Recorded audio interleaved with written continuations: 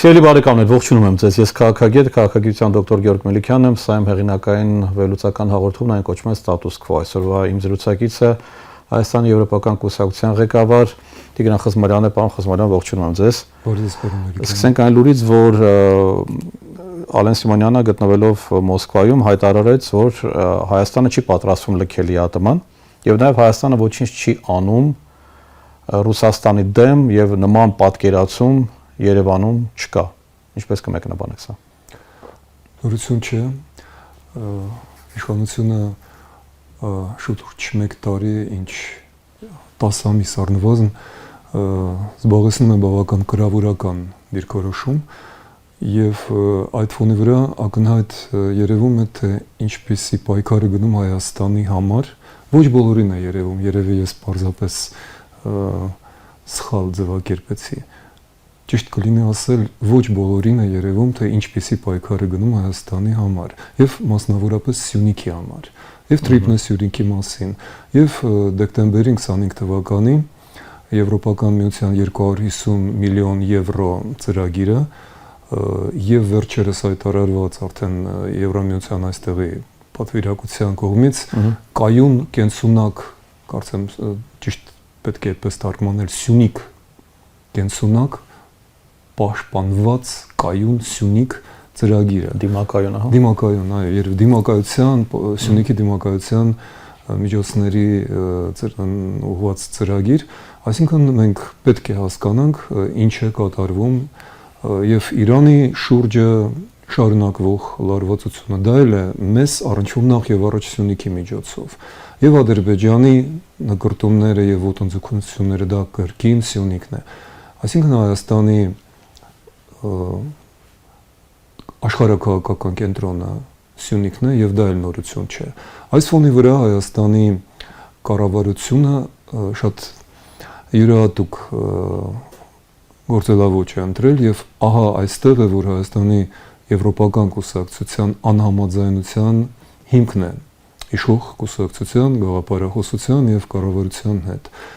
Դա այն է, որ մենք նախաձեռնել ենք, ինչպես հայտնի է,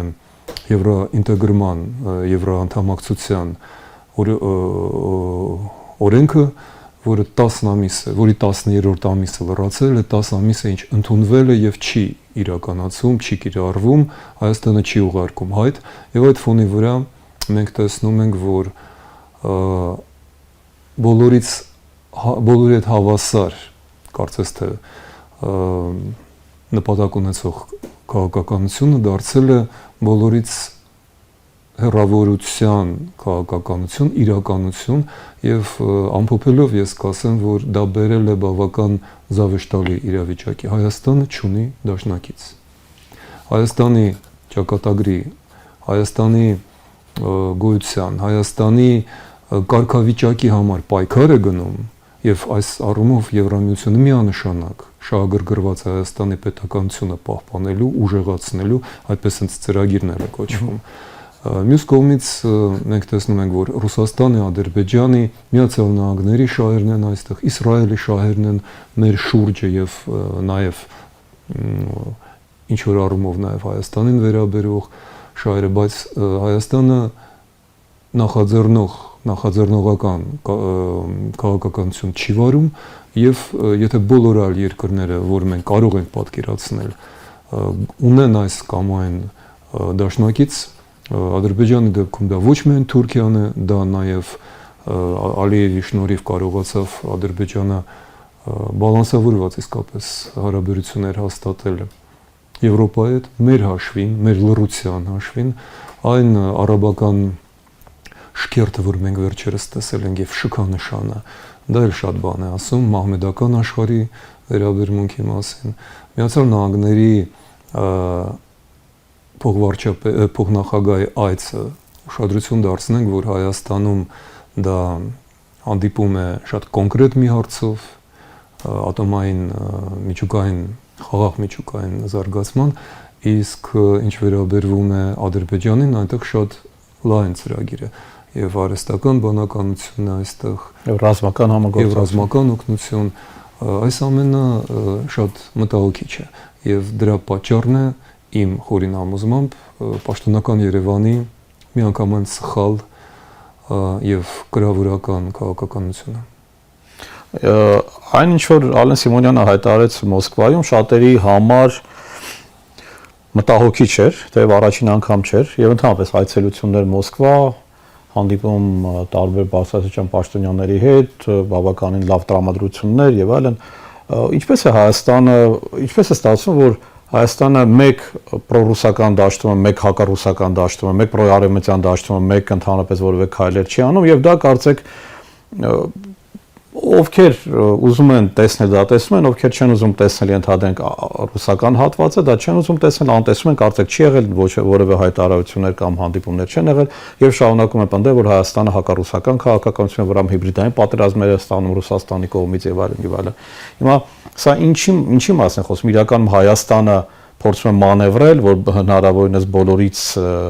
հարված չստանալու տրամաբանությամբ, թե ուղղակի ինքը ընդհանրապես չգիտի թե ինչ է անում եւ որն է ճիշտը։ Ես կարծում եմ ձեր երկու ենթադրությունն էլ իրավունք ունեն գոյության, դուք ճիշտ եք եւ մեկ եւ մյուս վարկածում, ավելին, եթե ուշադրություն դարձնենք մեր պաշտոնյաների, վերջերս Ալեն Սիմոնյանի, դրանց առաջ Փաշինյանի կամ Արարատ Միրզոյանի հայտարարությունները, դրանք բավական հետաքրքիր են հենց այն պահին, երբ որ առնչվում են ռուս կամ թուրք, ադրբեջանցի, բայց հատկապես ռուս պաշտոնյաների հետ, որովհետև նույն արտահայտությունը կարելի է մեկնաբանել եւ մեկ եւ այլ կողմ եւ մեզանում դա կարծես թե առաքինություն է դարձել։ Տեսեք մենք ինչ ասեցինք եւ բացարձակապես նույն բարբերությունը մեկնաբանում են մի մասը իրենց օգտին, մի մասը այլ իմաստով։ Սա իրականում ոչ թե դրական, սա շատ բացասական երևույթ է մեր դեպքում, որովհետև Ալիևը Եվրոնյուսով անբռնազբոս կերպով եւ ինքնահավան հայտարարում է, որ այո, աշխարհի ուժերները հայտարարում են, որ սկսվել է նոր դարաշրջան, որ մենք ուժի օրենքի շրջանում ենք ապրում եւ մենք, ասում է Ալիևը Եվրոնյուսին, եւ իրենք բաց բերանով լսում են նրան, հատկապես որ Եվրոնյուսը փող է ստանում Ադրբեջանից, դա հայտնի է։ Եվ նա ասում է, որ այո, մենք դա հասկացել ենք եւ մենք այդպես էլ գործել ենք։ Մեր իրավունքները ուժով եւ չի թաքցնում, որ իրենք հարձակվել են, նախահարձակ են եղել, որ իրենք ուժով են փորձել լուծել, ընդհակառակը դա իրենք համարում են իրենց իրավունքը, իրենց բնական անգամ իրավունքը։ Բայց այստեղ կա շատ կարեւոր մի հանգամանք։ Այդ ամենը հնարավոր է դարձել միայն մի պայմանի դեպքում Հայաստանի լռության։ Հայաստանը լռում է եւ այդ լռությունը անշահախնդիր չէ։ Այդ լռության գինն է 150,000 փախստականների ապօրինի վիճակը։ Ապօրինի, որովհետեւ ես հիշեցնեմ, որ նման դեպքում շատ ավելի քիչ փախստականներ ունենալու դեպքում Վրաստան օրինակ անմիջապես դիմել է ՄԱԿ-ի փախստականների ծրագրին եւ միջազգային միջոցներով կառուցվում են եւ կառուցվել են քաղաքներ, ավաններ, ագարակներ։ Հայաստանը նման նույն դեպքում, ավելի ծանր դեպքում իհարկե, ավելի ծանր իրավիճակում չի դիմել միջազգային ատյաններին նման հարցով, որովհետև Հայաստանում կարծես թե որոշել են ոչ մի իրավական, ոչ մի օրինական պահանջներ Ադրբեջանին չներկայացնել, այդպես էլ կա։ Նույնը վերաբերվում է արդեն նաև Թուրքիային, որովհետև ցեղասպանության վերաբերյալ այդ եւ վերջերս մինչեւ վերջերս պահպանվող արարողակարգը հիմա խախտվել է եւ սա նույնպես շատ մռայլ հեռանկարներ է, այսինքն այս քաղաքականությունը սխալ է ոչ միայն քաղաքական իմաստով, այլ նաեւ բարոյական իմաստով եւ այստեղ է որ Հայաստանի եվրոպական կուսակցության անհամաձայնության արմատը, որովհետեւ Եվրոպան հատկապես վերջին փորձությունների ժամանակ կրկին հայտարարել է, հաստատել է, որ Եվրոպան դա արժեքների համակարգ է։ Մեզ կարող են հարցնել, իսկ ինչու այդ դեպքում Եվրոպան չի խոսում Հայաստանի օգտին, Հայաստանի պաշտպանություն Հայաստանի, որովհետև Հայաստանը խնդրում է չխոսել, որովհետև Հայաստանը շարունակում է այն ինչ սկսվել էր դեռ 20 թվականներին, մի ճանաչեք Արցախը, մի ճանաչեք արցախցիների հատուկ իրավունքները։ Թե Ֆրանսիայի ազգային ժողովը հատուկ բանաձև ընդունեց Եվրոպայի խորհրդարանը բանաձևով հանդես եկավ նման, այսինքն զարմանալի է, որ մինչև հիմա այդ Այսինքն խոսքի մակարդակում իրենք կարող են լինել շատ պրոեվրոպական, բայց իրականում Եվրոպայի հետ կապող իրական կամուրջներ համարյա թե չկան։ Այստեղ է որ դուք նշեցիք ամենակարևորը, այստեղ կա ճճացող տարբերություն խոսքերի եւ գործողությունների։ Այսինքն իրականում ոչ մի հակասություն այստեղ չկա։ Ասում են այն, ինչ ուզում են իրենցից լսել, Եվրոպայում եվրոպական, Ռուսաստանում ռուսական ձևով, բայց գործողությունները միանշանակ պրոեվրոպական չեն։ Եվ դա մեր գերխնդիրը չէ, որ Հայաստանը անպայման լինի պրոեվրոպական, ոչ։ Մեր գերխնդիրն է Հայաստանի անվտանգությունը նախ եւ առաջ, քաղաքական զարգացումը, սոցիալական ապահովությունը։ Եվ այս ամենը հնարավոր է մեր դեպքում այս դարաշրջանում նոր դաշինքների ստեղծման պահին պատմական միայն հզոր ռազմաքաղաքական դաշինքում, որը մեր աչքի առաջ է, դա Եվրոմիությունն է, ուրիշը չկա, բայց մենք դիմում ենք ուր ասես, մենք եւ ՇՕՍ ենք դիմում, եւ BRICS ենք դիմում, մենք ԵԱՏՄ-ում ենք մնում եւ նոր հաստատեցինք, որ մենք չէ, մեր իշխանությունները որ դուրս չեն գալիս, մենք Թուրքիայի եւ Ադրբեջանի հետ ավելի լավ հարաբերություններ ունենք, փաստորեն հիմա, քան մեր բնական թվացող դաշնակիցների հետ, եւ սա մեծագույն սխալ է, եւ քաղաքական, եւ բարոյական։ Պարոն Խազմարյան, մի քանի հարցեր կան, որոնք էլի վերաբերում են հայկական Հայաստանի իշխանություններին եւ Եվրամիության հետ մեր հարաբերությունները։ Նախ առաջինը Եվրամիության դիտորդական առաքելությունը, արդյոք այն պիտի ավարտվի։ Մյուս հարցը վերաբերում է մուտքի արտոնագրերի վիզաների ազատականացմանը, հնչեց թիվ 27 թվական, դա չափից դուրս լավատեսական թիվ է ամենայն հարգանքով բոլոր գործընթացների նկատմամբ, բայց արդյոք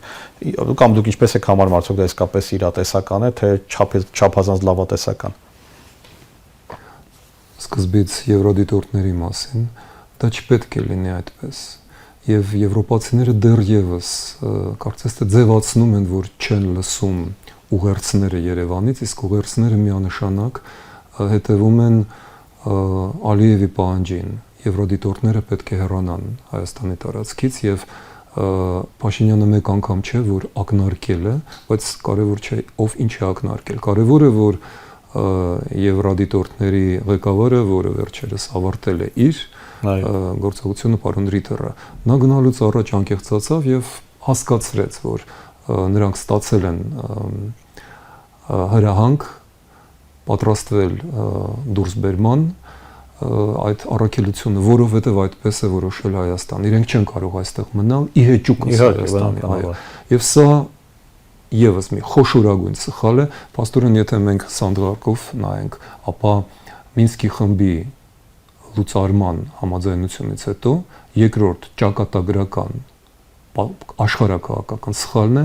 դուրս հանել դիտորդներին։ Ես դեռևս հույս եմ պահպանում, որ մեզ կհաջողվի բեկանել այս խելագար զարգացումները։ Ինչ վերաբերում է վիզաների, գիտեք, Եվրամիությունը իսկապես շահագրգռված է, որ Հայաստանը եվրոինտեգրվի, եւ այդ ճանապարհին անհրաժեշտ են քայլեր։ Եթե այդ քայլերը լինեին այս վերջին 10 ամսվա մեջ, եթե արված լինեին այդ քայլերը, մենք 27 թվականը չափազանց լավատես ժամկետ չենք համարի։ Մենք արդեն 26-ին կստանայինք այդ կարգավիճակը, որը հիշեցնեմ դեռևս կարծեմ ունի անգամ Վրաստանը։ Բոլոր այդ հայտարարություններով եւ արճակատումներով հանդերձ։ Մենք իհարկե կարող ենք ստանալ վիզաների ազատագրումը, պարզապես ցավոք սրտի եւ դա, եւ Թուրքիայի հետ, այսինքն Թուրքիայի կողմից փակված սահմանի բացումը, որքան ես եմ տեսնում, իշխող խումբը փորձում է շահագործել վաճառել նախընտրական, այո, նախընտրական նպատակներ։ Երևի վիզայի ազատականացում չլինի մինչև ընտրությունը բնականաբար, որովհետև դա էլ կլինի խոստումներից, որ մեկը որ եթե մեզ ընտրեք, կլինի խաղաղություն, սա բաց սահմաններ եւ իհարկե առանց վիզայի ռեժիմ։ Դա զավեշտալի է, որովհետև Եվրոպան վաղուց է առաջարկել մեզ եւ մեկը եւ մյուսը։ Եվ Թուրքիան էլ իմիջիալուց չէր կպցնի այդ օրը ապրիլ 24-ին, դա իմ ենթադրությունն է, ես կարծում եմ, որ կլինի այդպես, ամենայն դեպքում ինչ կլինի 24-ին։ Ես կարծում եմ, որ թուրքերը 24-ին ապրիլի կբացեն սահմանը։ Գուցե ես սխալ եմ։ Իհարկե մենք խոսում ենք երրորդ երկրների քաղաքացիների համար, ոչ թե ընդհանրապես սահմանի բացման մասին։ Ես կարծում եմ, որ այնտեղ կլինեն ինչ-որ անակնկալներ, այսինքն սկզբից դիվանագիտական անձնագրեր ունեցողները, ինչ-որ հատուկ խմբեր, դա էլ կբացվի։ Այսինքն դա կբացվի նկարանումների համար, դա կբացվի PR կամպանիաների համար, եւ դա մեծ ցավ է, որ Ադրբեջանի եւ Թուրքիայի քայլերը օգտագործվում են վարչապետ Փաշինյանի վերընտրության համար։ Սա թուրքերի եւ ադրբեջանցիների ստոր գործողությունը եւ շատ ցավալի է, որ Հայաստանի իշխանությունները ընդունում են դա։ Եվ ընդհանրապես վերջերս մենք փաստորեն տեսնում ենք, որ Միացյալ Նահանգների օրինակ ու Եվրոպայի առճակատման պայմաններում Հայաստանը ստիպված է ընտրություն կատարել եւ այդ ընտրությունը Եվրոպայի օգտին չէ։ Մենք հիմա չենք ուզում այս ամենը բարձրաձայնել, որովհետեւ եվրոպացիները փորձում են կոծկել դա, որովհետեւ իրենք չեն ցանկանում Հայաստանին հարվածի տակ դնել։ Բայց իրենք ամեն ինչ տեսնում են եւ մեր կուսակցության ջանքերը նույնպես ուղղված են նրա, որ Եվրոպական խորհրդարանը, Եվրամիության պաշտոնյաները այս ամենը գիտակցեն։ Պարոն Խզմալյան, Ռուսաստանի դեսպանը Հայաստանում հայտարարեց, որ Ռուսաստանը քննարկում է TTIP-ին միանալու հնարավորությունը։ Ըստ ձեզ սա արդեն կայացած փաստի արձանագրում է, որտեղ հիմնական դիվանագետները եւ պետական պաշտոնյաները ունեն նման մոտեցում, իրենք ասում են, որ քննարկվում է, երբ որ արդեն ամեն ինչ քննարկված է եւ այդ հնարավորությունը արդեն ստեղծված է, թե իսկապես այս անգամ ինքը դեռևս ցանկություն է հայտնում, որը դժվար թե իրականություն դառնա կամ միգուցե դառնա։ Ես հիշեցնեմ, որ ընդհանրապես Փաշինյանի առաջին հայտարարությունը TTIP-ի մասին օգոստոսի 8-ից հետո դա հենց այն էր, որ նա առաջարկեց ռուսական կողմին ներդրումներ կատարել այդ ծրագրի մեջ։ Ռուսները որոշ ժամանակ անց քննարկեցին, դիտարկեցին այդ ամենը եւ արդեն չեն ամաչում ուղղակի ասել, որ փաստորեն TTIP-ը տրամաբանորեն շարունակում է նոյեմբերի 9-ի գաղափարը, քանի որ ռուս սահմանապահների դուրսբերման մասին խոսք չի գնում եւ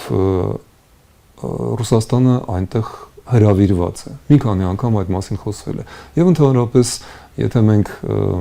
ռետրո պերսպեկտիվայով նայենք, ապա ուղիղ 10 օր առաջ օգոստոսի 8-ից Թրամփը հերթական վերջնագիր էր ներկայացրել Պուտինին, այո, եւ այդ վերջնագիրը օգոստոսի 8-ին էր լրանում։ Մենք իհարկե չենք կարող պնդել, մոմ չենք պայել, ինչպես ասում են, բայց ես կարծում եմ, որ պատահական չէ, որ Ռուսաստանի համար այդքան զգայուն հարցը, որը Ռուսաստանի ամբողջ պատմական քաղաքականության հետ է առնչվում այս տարածաշրջանում, այսպես լուծվեց եւ ահա ինչու ես կարծում եմ, որ Ռուսաստանի ցինիկ հնչող հայտարարությունները, որ իրենք մասնակցել են TTIP-ին, բոլորովին չպետք է որևէ մեկին զարմացնեն։ Եթե Պուտինի ռեժիմը պահպանվի այս վիճակում, ապա մենք չպետք է զարմանանք, որ ռուսները այստեղ կշարունակեն գործել եւ կօգտվեն TTIP-ից։ Ինչը կարծես թե կոչված էր դուրս բերել Ռուսաստանը մեր տարածաշրջանից։ Խոսքերի մակարդակով այդպես է, գործերի մակարդակով չէ։ Այսինքն, եթե այդպես ամփոփենք այդ TTIP-ի հարցը, ստացվում է, որ տարբեր երկրներ, օրինակ Ղազախստանը, Չինաստանը, Ռուսաստանը կարողանալու են միանալ այդ հատվածին, այսինքն Բաքու, Բաքվից ուղիղ Սյունիքով մտնել Նախիջևան, Նախիջևանից Թուրքիա, Հայաստանը ուղղակի այդտեղ կստանա մի քանի տոկոս որպես մաքսային ինչ-որ վճար եւ 24% կարծեմ։ Հա, 24, 26%։ Այդպես եք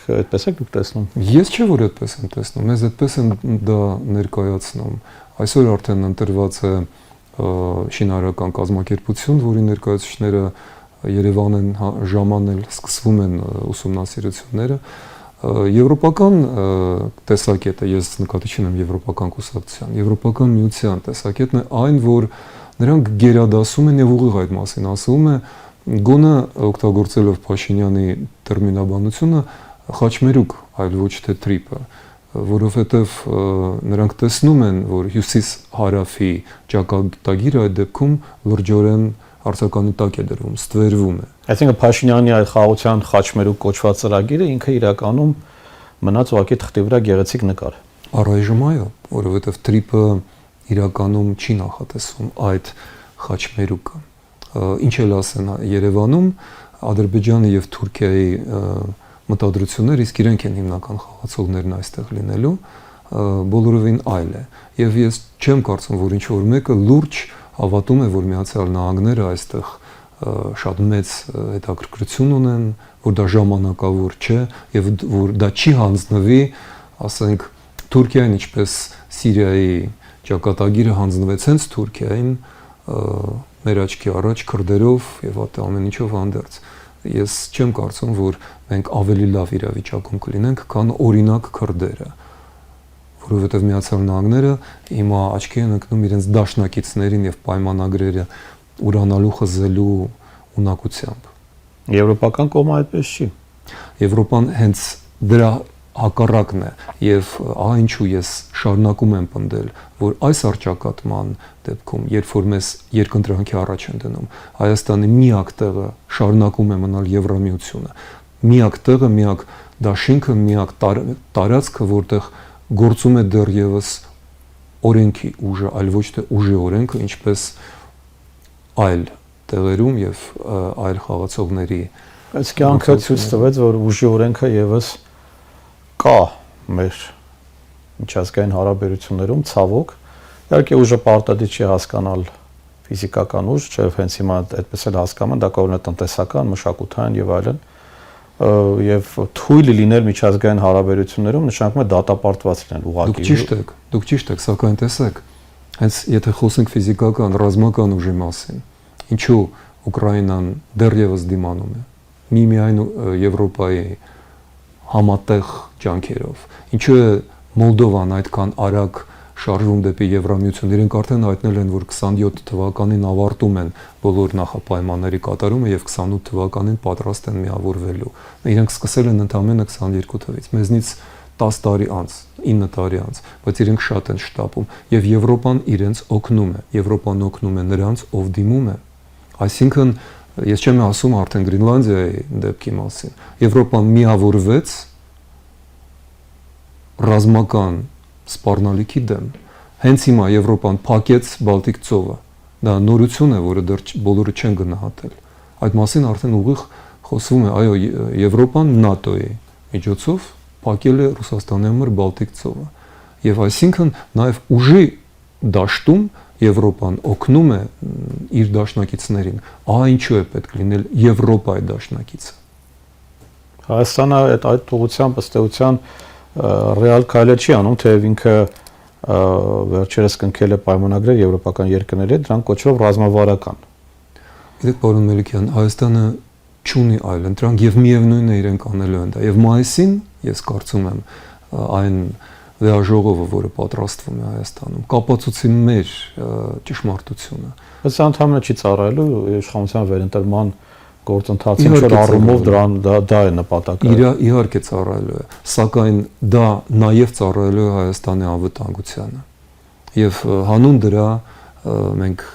ողջունում ենք եվրոպացիների համբերությունը։ Իրենք կրկնում եմ, ամեն ինչ տեսնում են։ Պարոն Խոզմարյան, եթե լիներ մի 5-6 տարի առաջ այդ փոքր արկեպ կձևակերպեի այս հարցը, բայց արդեն տպավորություն է, որ Եվրամիությանը, Վրաստանը եւ Հայաստանը հետաքրքիր միայն այն ձևաչափով, եթե այդ երկրները դեմ են դուրս գալիս Ռուսաստանին։ Դա իրենց իրավունքն է, վերջո դա իրենց քաղաքականության մաս է, դա հնարավոր է, որ հենց այդպես է։ Բայց արդյոք Հայաստանը կարող է այդպես սև ու սպիտակի մեջ ընտրություն անել, որ առավել եւս որ Հայաստանը չի պատրաստվում ԵԱՏՄ-ից դուրս գալ։ Չեմ կարծում, որ դա բառախաղ էր ընդհանրապես եւ Հայաստանը այդպես ուղղակի խորամանկելով ասեց, իսկապես այնտեղ հարցեր կան դուրս գալու հետ կապված։ Այնուամենայնիվ դա բառախաղ է եւ անհրաժեշտության դեպքում դա շատ արագ կարվի, բայց ինչու է Եվրոպան դեմ Ռուսաստանին։ Դա ինքնանպատակ է ոչ, որովհետեւ Ռուսաստանը Եվրոպայի համար գոյաբանական սպառնալիք է։ Եվ դա ամենաբարձր մակարդակով հայհոյանքների մակարդակով Ռուսաստանի համար էլ Եվրամիությունը կամ ՆԱՏՕ-ն է գոյաբանում։ Եվրամիությունը երբեք չի եղել Ռուսաստանի համար սպառնալիք։ Դա ՆԱՏՕ-ի հետ կապված խնդիրներ կան։ ՆԱՏՕ-ն խնդիր է գլոբալ առումով։ ՆԱՏՕ-ն խնդիր է ծավալապաշտության համար։ Ժողովրդավարական եւ Ռուսաստանի համար դա երբեք խնդիր չէր։ Հայաստանի համար բավական ծիծաղել է, որ 20 եւ 23 թվականի աղետներից հետո մենք դեռևս պետք է ապացուցենք ինչ որ մեկին, որ Ռուսաստանը Հայաստանի համար էլ է գոյաբանական սպառնալիք։ Եթե չլիներ Ռուսաստանի քաղաքական որոշումը, մենք չէինք կորցնի Արցախը։ Իսկ Ադրբեջանը գոյաբանական սպառնալիք չի։ Իհարկե։ Բայց ինչպես է ստացվում, որ Ադրբեջանի հետ մենք չենք խոսում այդ նույն լեզվով, այսպես վանողական, բավականին կոշտ, բավականին, որտեղ վախենում են Ադրբեջանից։ Ադրբեջանն էլ է ավտորիտար երկիր։ Ադրբեջանը չի փայլել երբեք մարդու իրավունքներով, ոչ պակաս քան Ռուսաստանը։ Ավելին, լինելով ավելի կոմպակտ երկիր, ինքը պիտի ավելի ճկուն լիներ այդ։ Դուք ասում եք ինչու Եվրոպան չի խոսում Ադրբեջանի հետ այդ լեզվով։ Ինչու չի խոսում եւ ինչու մենք չենք խոսում իրենց հետ այդ լեզվով, եթե մենք կարողանում ենք այդպես հայտարարություններ անել, որ Ռուսաստանն էսպես, որը իսկապես այդպես էլ կա, բայց ինչու այդ դեպքում Ադրբեջանի հանդեպ այդ նույն ոգևորությունը կամ այդ քաջությունը չկա։ Ինչու Հայաստանում չկա այդ քաջությունը, ցավոք սրտի, որովհետեւ Նիկոլ Փաշինյանը եւ իր կուսակցությունը իրենց վերընտրությունը դրել են Ադրբեջանի եւ Թուրքիայի, ինչպես նաեւ Ռուսաստանի հետ հարաբերություններից կախվածության մեջ։ Պաստորեն գլխավոր աջակիցները Նիկոլ Փաշինյանի վերընտրությանը հիմա դրսից դա Ադրբեջանն է, Ռուսաստանը եւ Թուրքիան։ Իրենք չեն էլ թաքցնում, ինչ էլ այստեղ ով ասի, մենք ընդհանրապես պետք է ընթերցենք ինչ են ասում այնտեղ եւ տեսնենք ինչ են իրենք անում։ Ահա ինչու է այստեղ բենզինը մի փոքր էժան գալիս, անասնակերը եւ մնացած բաները։ Դա շարունակվել է մինչեւ ընտրություններ, որովհետեւ դրա դիմաց Փաշինյանը պատրաստ է լռել նախորդ հանցագործությունների մասին եւ նոր զիջումներ ապահովել ու երաշխավորել։ Ինչու չի խոսում Եվրոպան այն լեզվով, որը մենք լսում ենք Ռուսաստանի հանդեպ։ Նախ եւ առաջ, որովհետեւ չկա մեղադրող կողմ, սա մեկ, Հայաստանը լռում է, իսկ Հայաստանի լռության դեպքում Եվրոպան շատ հիմար վիճակում կլինի, ինչպիսին հայտնվեց Ֆրանսիան, երբ որ ազգային ժողովը հայտարարում է, որ պատրաստ է ճանաչել Արցախը եւ Երևանից դիվանատիկին կանալներով ասում են պետք չէ։ Դա մի քիչ ծիծաղելի է։ Մենք ձեզ ճանաչում ենք, բայց դուք դա չեք ուզում, սա մեկ։ Նույնն էլ հիմա Ադրբեջանն է կարողացել բալանսավորել իր հարաբերությունները եւ ներկայացնում է իրեն որպես հակառուսական ուժ, այլ ոչ թե Հայաստանը։ Ադրբեջանն է, որը օգտվել է Ռուսաստանից մաքսիմալ եւ շարունակում է օգտվել։ Եվ շարունակում է օգտվել։ Եվրոպային ներկայանում է որպես տնտեսական վառելիքային այլընտրանք, այլ ոչ թե Հայաստանը։ Պարոն Խզմալյան, շատ շնորհակալություն։ Շնորհակալ եմ ձեզ։ Շնորհակալություն նաև ձեզ ելերուսատողներ։ Մենք հյուրընկալեցինք Հայաստանի Եվրոպական կուսակցության ղեկավար Տիգրան Խզմալյանին։ Հաջողություն ձեզ։